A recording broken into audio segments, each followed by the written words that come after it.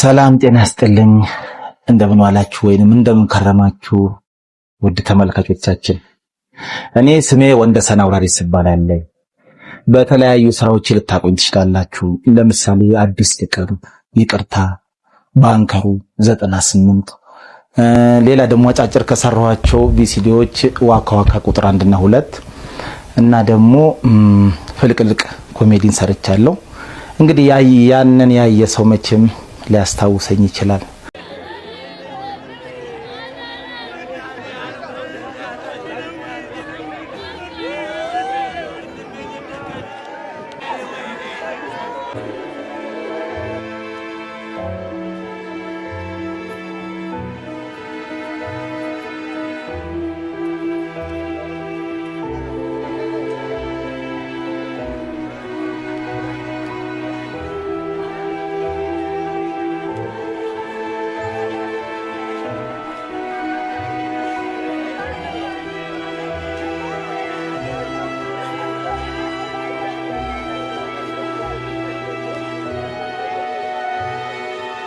እጅግ በጣም ያሳዝናል እንዳያችሁት ነው አርቲስት እንዲሁም ደግሞ ኮሜዲያን ወንደሰን አውራሪስ እንግዲህ ከዚህ ዓለም በሞት መለየቱን ተከትሎ ብዙዎች ልባቸውን ሰብሮታል በጣም ያሳዝናል ይህ አርቲስት እንግዲህ ጥሩ መልካም ስራዎችን የሰራ እንዲሁም ደግሞ የተለያዩ በርከት ያሉ ተመልካቾች የተለያዩ ቁም ነገር ያላቸው ፊልሞችንም እንግዲህ ሰርቶ እንዳቀረበ ሁላችንም እናውቃለን ለቤተሰቦቹ መጽናናትን እመኛለሁ ነፍሱን በአጸደ ገነት ያርግለት ብዬ እኔ እዚህ ጋር መልካም ምኞት እመኝለታለሁ እንዲሁም ደግሞ እጅግ በጣም የብዙዎች ልብ የነካች የሱ እንግዲህ ታዳጊ ልጅ የ9 ዓመት ልጅ ያለችው ሴት ልጅ ነች አንድ ልጅ ነች ያለችው የሷን ሐዘንን የሷን ለቅሶ ሲያይ በርከት ያሉ ሰዎች እንግዲህ ማንኛውም ሰዋዊ ልቦና ያለው እንግዲህ ልቡ በሐዘን መራዱ የማይቀር ነው እንግዲህ በጣም ያሳዝናል የሰው ልጅ ባለባት ህይወት ላይ እንግዲህ ለዚች ተራ ህይወት ነው የምንኖረው ለማንም የማይቀርበት ሁላችንም ወደ ምንሄድበት ወደ እውነታው ወደ ሐቀኛው ስፍራ እንግዲህ አርቲስት እንዲሁም ኮሜዲያን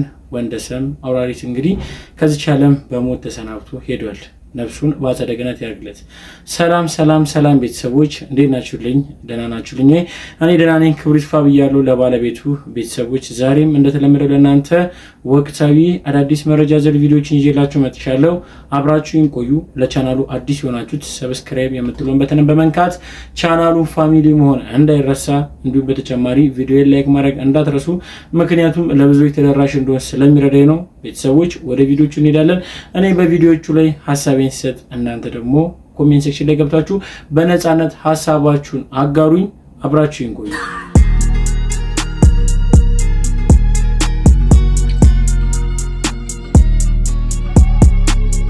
እጅግ በጣም ደስ የሚል ዜና ነው መላ ኢትዮጵያውያን በዚህ ዜና መደሰት አለብን አስገራሚ የሆነ የተፈጥሮ ክስተት በኢትዮጵያ አማራ ክልል በደቡብ ወሎ ዞን በለጋሃዲ ወረዳ እንግዲህ ከፍተኛ የሆነ የነዳጅ ክምችት ያለበት ከርሰ ምድር እንግዲህ እንደምትመለከቱት ገንፍሎ በመውጣት አካባቢውን አጥለቅልቆታል ይህ ነዳጅም እንግዲህ አካባቢው ላይ ለሚገኙ ሰዎች በባህላዊ መንገድ አገልግሎት መስጠት መጀመሩ እንግዲህ መረጃዎች እየወጡ ነው የሚገኘው እጅግ በጣም ደስ የሚልና ለኢትዮጵያ ለወደፊት ተስፋ የሚሰጥ አስገራሚ የሆነ የተፈጥሮ ክስተት ነው እንደሰማችሁት ነው የሰሞኑ ሌላኛው መነጋገሪያ ርዕስ ይህ ጉዳይ ነው እንግዲህ የተፈጠረውን ጉዳይ ሰምታችኋል ነዳጅ እንግዲህ ምድሪቷን ቀዳ ኢትዮጵያ ላይ ልክ እንደ ውሃ እየፈለቀች ትገኛለች ምን ትሉበታላችሁ ሐሳባችሁን ስጡበት ተጨማሪ ቪዲዮ አለ ልጋብዛችሁ ይሄ ታዋቂነትና አዋቂነት የሚባል ነገር በጣም እየገረመ መጥቷል አላቅም ለእናንተ ምን አይነት ስሜት እንደሚሰጥ አይገባኝም ግን እዚህ ቦታ ላይ ላውሳው ከምፈልገው ነገር ምናልባት ቦታው ነው አይደለም ምናልባት ጊዜው ነው አይደለም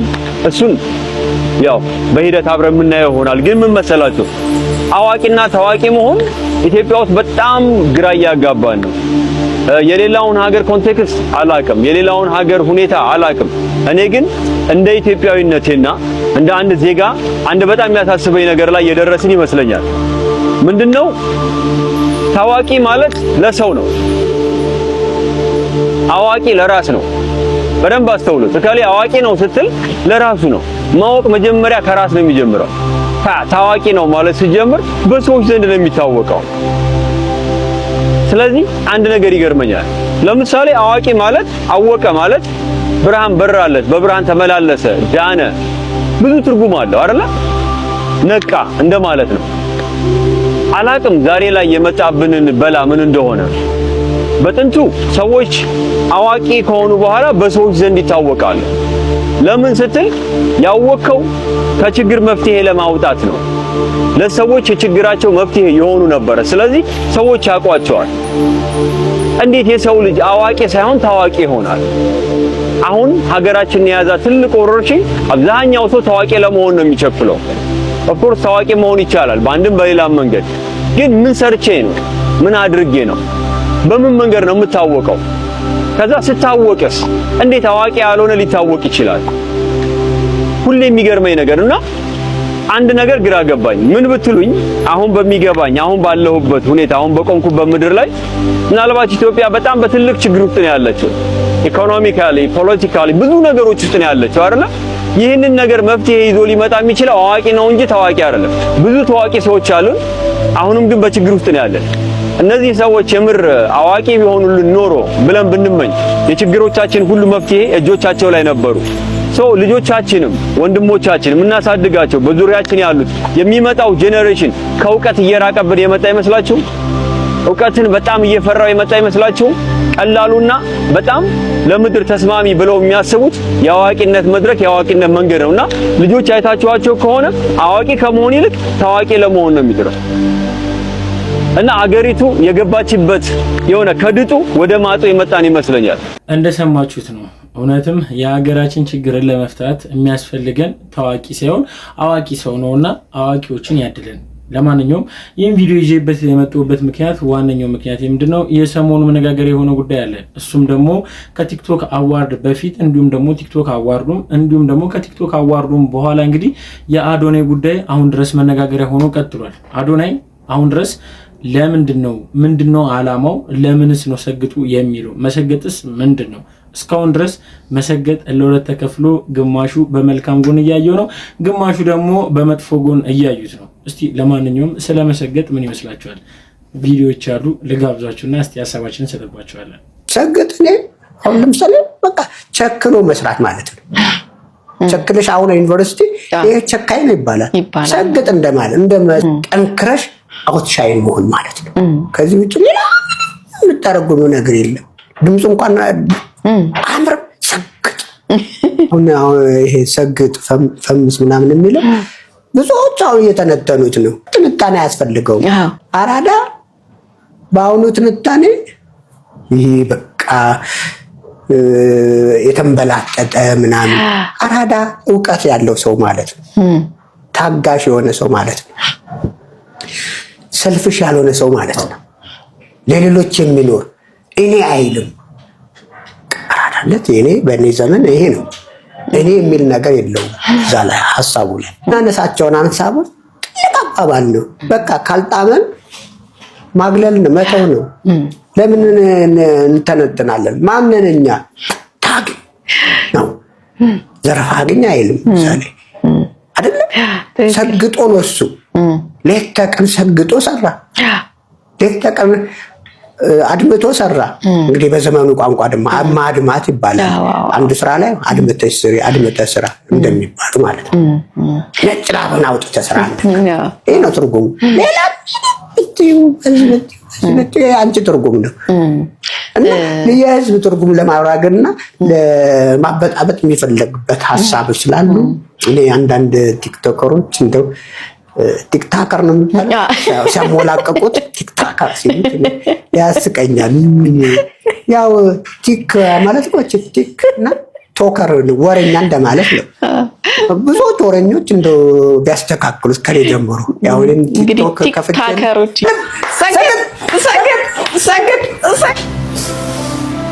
እንግዲህ በበርካታ ፊልሞቻቸው እንግዲህ በፊልሙ ኢንዱስትሪ ውስጥ አንጋፋ ከሚባሉት ሰዎች መካከል አንዱ ጋሽ ሰለሞን ናቸው። እንግዲህ ጋሽ ሰለሞንም ሰግጥ ብለው እየሰገጡ ይገኛል። እና እኔ የምልላችሁ መሰላችሁ አሁን በቀደም በጋበዝኳችሁ ቪዲዮ ላይ እንግዲህ ሰመረ ባሪያው በዚህ ጉዳይ ላይ ትችቱን አቅርቦ ነበረ። በተለይ ለአዶናይ ቀጥታ ነው ምላሽ የሰጠው። ከመሰገጥ ጋር ተያይዞ የዚች ዓለም ኢነርጂ ዋናው ኢነርጂ በቃ መደደብ ነው። በቃ አለማሰብ፣ አላዋቂነት እንግዲህ ትልቁ ኢነርጂ ነው። ለማወቅ መጣር የለብንም የሚል ሐሳብ አዶናይ አንጸባርቆ ነበረ። ያን ተከትሎ ሰመረ ምላሽ ቢሰጠውም ነገር ግን ለሰመረ ራሱ ለተቺው ራሱ ተተችቶበታልና ከዚህ ጋር ተያይዞ ብዙዎች መሰገጥን አልተቀበሉትም የተቀበሉትም አሉ። ግን እኔ እንደሚመስለኝ ጉዳዩን ወደ እንትን ስንወስደው ሰግጥ ራሱ እኔ የሚመስለኝ በዚህ ቪዲዮ ልግለጽላችሁና ይሄን ቪዲዮ ካየን በኋላ ሐሳባችንን እንሰጥበታለን። ወዳጆቼ መሰገጥ ለኔ የገባኝ እንደዚህ ነው። የአሜሪካኑ ታዋቂና ባለጸጋ ድርጅት ዲዝኒላንድ መስራች የሆነው ዋልት ዲዝኒ በአንድ ወቅት ስኬታማ ስለመሆን ሲያወራ 4 መሰረታዊ ነገሮች እንደሚያስፈልጉ ተናግሯል። እነሱ ምንድናቸው? የማወቅ ጉጉት ኪዩሪዮሲቲ፣ በራስ መተማመን ኮንፊደንስ፣ ድፍረት ወይንም ከሬጅ እና የማያቋርጥ ጥረት ወይም ኮንሲስተንሲ እንደሆኑ ይናገር ነበር። እነዚህን 4 መሰረታዊ ነገሮች በህይወቷ ላይ ተግባራዊ ካደረጉ ማንኛውንም ነገር ማከናወን እንደሚችሉ ያምን ነበር። ግን ዋልት እንዳለው ከሁሉም የሚልቀው በራስ መተማመን ወይም ኮንፊደንስ ነው። እርሱም አለ አንድ ነገር ስታምኑ ሙሉ በሙሉና በማያሻማ መንገድ እመኑ። በሌላ አነጋገር ሰግጡ። በ2012 ዓ.ም ተርጉሜ ካሳተምኩት ከራሴው መጽሐፍ ገጽ 26 ላይ ነው ያነበብኩላችሁ። ከወደዳችሁት ፎሎ፣ ላይክ፣ ሼር፣ ኮመንት ማድረጋችሁን አትርሱ። ደግሞ ሚስጥር ነው። ከፈቀዳችሁ ኮመንት ላይ ሼባው በርታ በሉኝ። አመሰግናለሁ። ሼባው በርታ ያስብላል ያስብልም እናንተ በሉበት። ለማንኛውም ግን እኔ እንደራሴ ይህ ክሊር አድርጎ በቃ ግልጽ አድርጎ ነገሮችን ያስረዳልኝ ይመስለኛል። መሰገጥን በምን አይነት አውድ ነው የተመለከትነው ወይም ደግሞ በምን አይነት እይታ ነው የተመለከትነው? እኔ እንደሚመስለኝ መሰገጥን ለመልካም ዓላማ ካዋል ነው። መሰገጥ ማለት አንድ ነገር ላይ ክችች ወይ ደግሞ ግግም ማለት ስለሆነ ያ በዚህኛው ከተመለከትነው ልክ ነው እያስባለሁ። ነገር ግን መሰገጥ እንደምታይዙ አዶናይም እንደተናገረው ከሆነ በቃ አይደለ እኛ የምንፈልገው ነው መሆን ያለብን። ኖርማሊ በቃ እውቀት ቢኖረንም ባይኖረንም ምንም ብንሆንም ባንሆንም በቃ ያሰሩ ነገርን ለማድረግ ክችች ማለት ነው። እናም ደግሞ እሱ ብቻም ሳይሆን ደግሞ መደደብም ቫልዩ እንዳለው እንኳን ያስረዳበት መንገድ ያቺ ነገር ትንሽ በሰዎች ዘንድ ትንሽ ቅራኔ ያመጣበት ይመስለኛል። እንግዲህ ከዛ ጋር ተያይዞ ለአዶናይም ደግሞ የተለያየ ቪዲዮ ተሰርተዋል። ከነሱ መካከል አንዱ ልጋብዛችሁና እስቲ ሐሳባችንን እንሰጥበታለን። የአዶናይ ደግሞ ይሄ መቅለብለብ እኔ ሲከሰከስ ነው የማየው። ሟርት አይደለም የምናገረው፣ ጥላቻም አይደለም የምናገረው። አይ ኬር ስለዚህ ልጅ አንዳንድ ነገሮችን ማለት እፈልጋለሁ። አክቹአሊ ልጁ በጣም ነው የሚመቸኝ። አሁን ላይ በተለይ በጣም ብዙ ነገር እያወሩ ነው ስለ አዶናይ። አሁን በዚህ ሰዓት ኢትዮጵያ ውስጥ እንደ አዶናይ ከፍ ብሎ እየታየ ያለ ሰው ያለ አይመስለኝም። በዚህ ሰዓት ይሄ ከፍታ ያስፈራል አንዳንዴ። ከአሁን በፊት እንደዚህ አይነት ነገሮችን በአንዳንድ ልጆች ተመልክተን ነበር፣ ልክ እንደ ጆን ዳንኤል ምናምን እና ጀስ በቃ ስለመጣልን ብቻ የምናወራቸው ነገሮች ድንገት ሊጥሉን ይችላሉ። ድንገት ማለት ነው። አንዳንዴ ከፍታ ብቻ አይደለም ወደ ታች መውረድም አለ። ለአዶናይ አንድ መናገር የምፈልገው ነገር እያንዳንዱን የምታደርጋቸውን ነገሮች በብልሃት በጣም በብልሃትና በማስተዋል በጥንቃቄ ጓደኞች ወይ ደግሞ አሁን ያለው ዝና ወደ ላይ የሚገፋ ከሆነ ምናልባት ልትወድቅ ትችላለህ፣ ፌል ልታደርግ ትችላለህ። ለምሳሌ አንዳንድ የማይነኩትን ነገሮች አትንካቸው። በቃ ሰው ሊያቀሳስር ይችላልና ለምሳሌ እንደዚህኛው ቪዲዮ ደደብ ሰው የሚያልፍለት ዘመን ላይ ነን ያለነው። ደደቡ ስሙ ሳይንቲስት መሆን አቁምና ማለት ነው። ድድብ ስትል ገንዘቡ ምጥጥ፣ ድድብ ስትል በረከት ተቀብል። አሁን ለምሳሌ ይሄን ቪዲዮ እንደዚህ ማለት አልነበረብህም። ቀለል ባለ አማርኛ ስነግር እንደዚህ ማለት አልነበረብህም። ምክንያቱም ትምህርት ሚኒስቴር አሁን ላይ ምን ያክል ለትምህርት ቦታ እንደሰጠና በብዙ መቶ ሺዎች ወር ደግሞ ሚሊዮን ሰዎች 12ኛ ክፍል ውጤት እምቢ ብሏቸው እንደወደቁ ግቢ መግባት አሁን ላይ በጣም ምን ያክል ከባድ እንደሆነ አይተዋል። ምክንያቱም አሁን መንግስት በዚህ ሰዓት ለትምህርት በጣም ሲሪየስ የሆነ ቦታ ሰጥቷል። በጣም ሲሪየስ ሰው መንግስት ትኩረት ባደረገበት ነገር ላይ ትምህርት ላይ ትኩረት ባደረገበት ነገር ላይ እጅህን የምትከት ከሆነ ፌል ታደርጋለህ። ፌል ታደርጋለህ። ለዛ ነው ነገሮችን በብልሃት በማስተዋል አድርጋቸው። ምናልባት የሆነ ሰዓት ሊጥልህ ይችላል። አንዳንዴ ነገሮችን በስሜት አታወራ። በተለይ ኢትዮጵያ ውስጥ ተቋሞችን አትንካ። የሃይማኖት ይሁን የፖለቲካ whatever ምንም ይሁን አትንካቸው።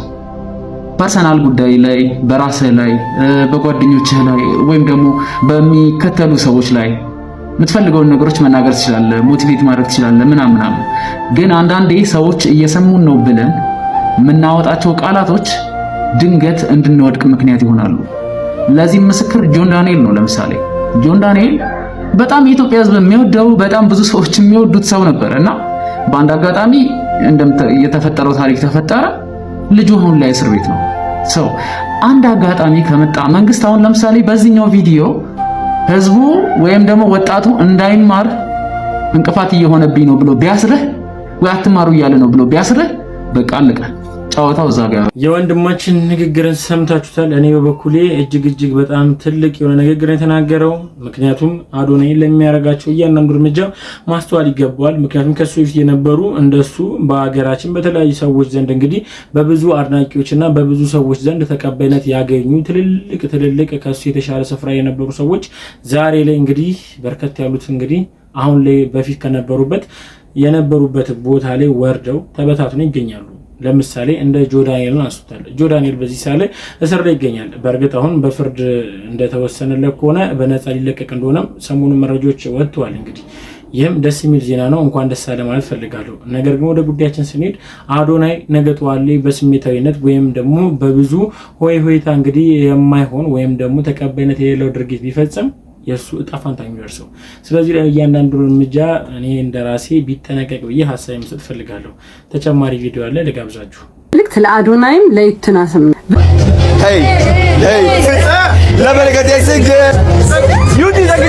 ሆን ብለው ካማሰሉ እንኳን ሀገር ድስትም አይረጋም። የአይን ግን ምን ያህል ከባድ እንደሆነ አያችሁ አይደል? ይሄ መልእክት ለአዶናይም ለይቱናስም። ብዙ ሰዎች የሚጎዱት አስበው መናገር ሲገባቸው ተናገሩ በኋላ ሲያስቡ ነው። በእንደነዚህ አይነት ሰዎች ሁለታችሁም ሳንዶች ነው የሆናችሁት። አዶናይ መኑን የዋጀሁን እንደተባለው አይነት ትንሽ በትልቁ ልብ ውስጥ አለክ። ይቱናስ በኮቪድ ጊዜ ቤት ውስጥ በነበርን ሰዓት በአንቺ ቪዲዮ እየተዝናናን ስቲል እስካሁን ድረስ ዳዎችሽ እያዝናኑ ነው ያሉት። አዶናይ እንደ እናት ስነግርህ ይቱናስ ሀገሯን ወክላ የተወዳደረች ነው አይደለ? ይሄንን ነገር ደግሞ አንተ አቅም አለ እንዳለ ካሳይተናል። በባቡል ሄድ ላይ የሰራውን አይተናል። አሁንም ደግሞ ይቱናስን ይሄን ነገር ብትቀሰቀስላ ጠላት ይቃጠል እባክህን። መልካም ነገር እንዳለ አውቃለሁ። መልካም እንደምታደርግ ሁሉ ደግሞ ይሄንን ስራና እባክህን በረከትን ከፍ አድርግ። ይቱናስ የተሳሳትሽ ብሎ ከምታደርጋቸው ነገሮች ኖ ሚዲያ ላይ ሁሉም ሰው ይውደደኝ እኮ አይባልም። የሚወድ ሰው ይኖራል፣ የሚጠላም አለ። ሁሉም ሰው ይውደደን ካልንማ ከሰው አልባ ሆነን ነው የምንቀረው። እንደ ብሎኩን ማንሳት አለብሽ። ሌላው ደግሞ እዚህ ቪዲዮ ላይ አይተህ መኪና ቻሌንጅ ብለሃል። ምን አይተህ ነው? ትልቅነታቸውን ጥበብ የከፈሉትን ዋጋ አይተህ ነው። ይሄን ነገር ሳላበረታታ አላልፍም። ምን አለ መሰለ በምናገኘው ህይወታችንን ስንመራ በምንሰጠው ደግሞ ህይወት እንሰራለን። ስለዚህ መልካም ነገር በማድረግ ደስ ይለኛል። አሁንም ደግሜ ልበልህ እንደና ሰይፉን የሚናገሩት እንደነዚህ አይነቶች ሾርት ሚሞሪ ያላቸው አቶች ገስጻቸው። ሰይፉን አትናገሩ ብለህ በል። በእውነት መቆየት ደግ ነው። ብዙ እናያለን። ከም በጎስራ ላይ ልትገናኙ ትችላል። የዩትናስንም ቀስቅስ ግድ የለህም ይጨምርልሃል እንጂ አይቀንስም። ራችን ላይ ለሁለታችሁም ቮት አድርጊያለሁ። የእህታችን መልካም ንግግር እንደሰማችሁት ነው። ለዩቲም እንግዲህ ከጎኗ ቆሞ የኢትዮጵያ ሕዝብ ከጎኗ እንዲቆም እንዲሁም ደግሞ እንድናበረታታት እንግዲህ እሱም ድምጽ ቢሆናት ብላ ያሰበችው ሀሳብ ጥሩ ነው። ምክንያቱም እርስ በርሳቸው መቀራረብ፣ እርስ በርሳቸው መዋደድ፣ እርስ በርሳቸውም ደግሞ መጠቃቀም አለባቸው ብዬ አስባለሁ። እኔ እንደራሴ እኔም ከዚህ ጋር ልንገራችሁ እናንተም እየገባችሁ እንግዲህ ቤስት እንግዲህ የኢስት አፍሪካ እንግዲህ የቲክቶክ እጩ እንድትሆን ሁላችሁም ቮት እንድታረጓት ወይም ደግሞ ተጽዕኖ ፈጣሪ መሰለኝ እንግዲህ ቮት እንድታረጓት ብዬ በዚህ አጋጣሚ እኔም ከጎኗ ሆኜ እንግዲህ ይህን ነገር እንድተባበሯት ሀሳቤን ሰጣለሁ። እንደምታረጉት አልጠራጠርም። ለማንኛውም ቤተሰቦች እንግዲህ ለዛሬ ይዤላችሁ የመጣችሁ ቪዲዮዎች እኚህ ይመስላሉ። እስካሁን ድረስ አብራችሁን ስለቆያችሁ አመሰግናለሁ። በቀጣይ ቪዲዮ እስክንገናኝ ሰላም ቆዩልኝ። እኔ እዚህ ጋር ሰናበታችኋለሁ። በአንድ ጊዜ ላይ እንግዲህ ከዚህ በፊት አርቲስት እንዲሁም ኮሜዲያን ወንደሰን አውራሪስ እንግዲህ በኢቢኤስ ላይ ቅዳሜ ከሰዓት ላይ ቀርቦ ያሳለፈው ጥሩ ጊዜ ነበረ። እሱን ጋብዛችኋለሁ። በቀጣይ ቪዲዮ እስክንገናኝ ሰላም ቆዩ። እወዳችኋለሁ። ደህና ዋላችሁ? እንዴት ዋላችሁ? ማን ነው? እንግዳ ብለው ጠርተውኝ ነበረ። እዚህ ናችሁ? እንዴት ዋላችሁ? እንዴት ሰላም ነው? በደምብ እኮ ይመጣል አይደል? ተባለ እንዴ? አልነበረም። አይ አንተ አይደለም መሰለኝ። ማን ነው እንግዳ ይመጣል የተባለው? አንተ አይደለም እንዴ? ዮናስ አንተ አይደለ እንዴ? አዎ ዮናስ ነኝ። ስንቴ ነው ደውለህ ነው ያልከኝ? እኔው ሰዓት ደርሷል አላልከኝ? ተሳስተህ እንዳይሆን ኢቢኤስ አይደለ እንዴ? ቅዳሜ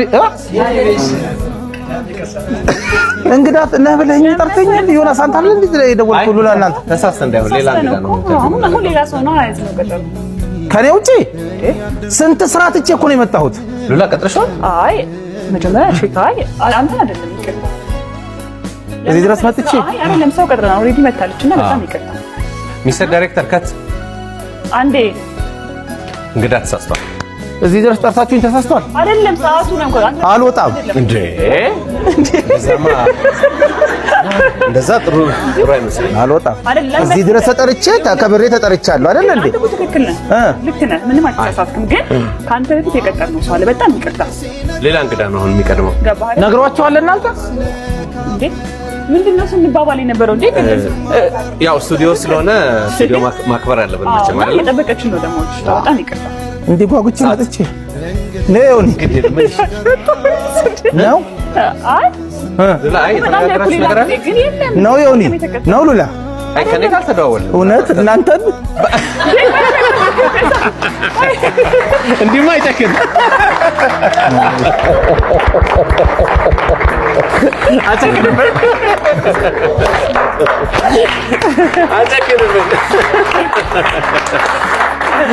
አረፈል እኔ ራሴ የእውነት መሰለኝ። የሆነ ሰዓት ደነገጣችሁ? እየተናደድኩኝ መጣሁ እኮ እኔ ራሴ እንዴ። ማን ነው ትክክለኛ የመሰላችሁ? እውነቱን ተናገሩ ግን እውነቱን ተናገሩ። እነሱን አመናችሁ? አንተም እንደተናገሩ ወይም በስልክ እንደተሳሳትክ እንጂ አንተም ትክክል ነኝ ነው ያልክ፣ እነሱም ትክክል እንደሆንክ ነው ያሳየን። ሁለቱ ላይ ግን የተፈጠረ ሚስቴክ እንዳለ ነው እንጂ የተፈጠረ ሚስቴክ አለ ግን አምናችኋል። የእውነት ነው ዋናው አምናችሁ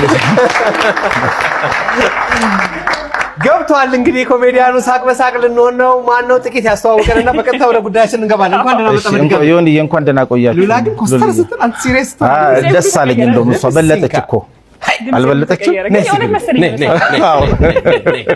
እንግዳችን ግን እሱ ነበር።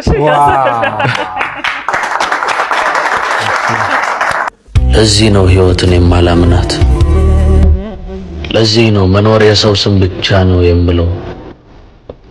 ለዚህ ነው አለው ማለት ነውር የሚመስለኝ። ለዚህ ነው ሳለን እንከባበርና ሞትን እንቅደመው የምለው። ሞት እሳት ነው፣ ያገኘውን ይበላል። ሞት ጨለማ ነው፣ ወደ አለመተያየት ያስገባል። ወዳጄ ሳይጨልምብን እንተያይ።